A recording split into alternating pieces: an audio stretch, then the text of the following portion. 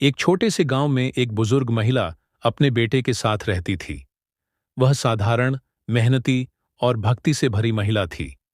हर दिन वह खाना बनाते समय एक बड़ी रोटी बनाती थी, जिसे वह अपने घर के बाहर चौथरे पर रख देती थी। उसकी यह परंपरा निस्वार्थ सेवा का प्रतीक थी और गांव के लोगों ने इसे उसकी उदारता के रूप में देखा। रोजाना एक भिखारी सा दिखने वाला भिक्षु वहां आता था, रोटी उठाता था और हमेशा यही कहता था, आप जो बुरा करते हैं वह आपके साथ रहता है और आप जो अच्छा करते हैं वह आपके पास लौट कर आता है। यह वाक्य वह हर दिन कहता, बिना धन्यवाद दिए। शुरू शुरू में महिला ने इसे एक सामान्य बात के रूप में लिया, लेकिन समय बीतने के साथ वह इस आदत से परेशान हो गई। उसे लगा कि भिक्षु उसकी उदारता को समझता नहीं और कृतज्ञता व्यक्त करने की आवश्यकता भी महसूस नहीं करता। समय के साथ महिला का धैर्य टूटने लगा।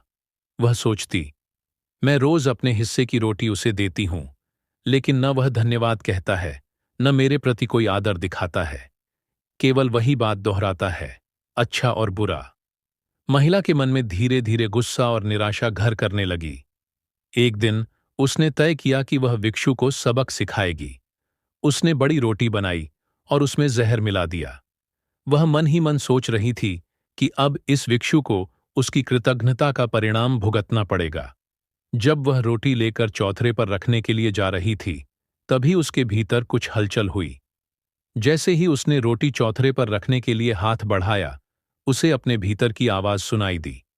वह आवाज उसे कह रही थी, तुम यह क्या कर रही हो? क्या यह तुम्हारे धर्म और भक्ति के विपरीत नहीं है? क्या तुम अपनी भलाई को किसी की कृतज्ञता से मापोगी? महिला का हाथ रुक गया। उसकी आत्मा ने उसे झकझोरा। उसने तुरंत रोटी उठाई और जहर वाली रोटी को फेंक दिया।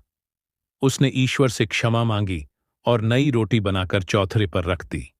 थोड़ी ही देर में वही भिक्षु आया, रोटी उठाई और हमेशा की तरह कहा, आप जो बुरा करते हैं वह आपके साथ रहता है और आप जो अच्छा करते हैं वह आपके पास लौट कर आता है।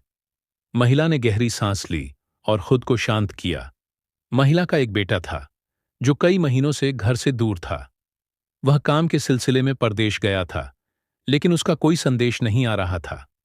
महिला हर दिन अपने बेटे को याद करती और उसकी सलामती के लिए प्रार्थना करती। उस दिन भी रोटी रखकर वह घर के भीतर गई और बेटे की तस्वीर देखकर रोने लगी। वह सोच रही थी, मेरा बेटा कहाँ होगा?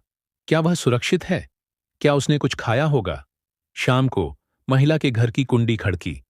वह हड़बड़ाकर दरवाजा खोलने गई। दरवाजे पर उसका बेटा खड़ा था। उसे देखकर महिला की आंखों में आंसू आ गए। उसने अपने बेटे को गले लगाया और पूछा, तू कहाँ था बेटा? इतने दिनों तक कोई खबर क्यों नहीं दी? बेटा बेहद थका हुआ और कमजोर दिख रहा था। उसने मां को पूरी कहानी बताई। बेटे ने बताया, मां, मैं जिस शहर में काम कर रहा था वहां मेरा सारा सामान चोरी हो गया। मेरे पास कुछ भी नहीं बचा।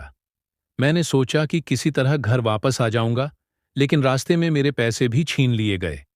मैं भूखा प्यासा कई दिनों तक भटकता रहा। आज जब मैं बेहोश होकर सड़क के किनारे गिरा हुआ था, तभी एक भिक्षु आया।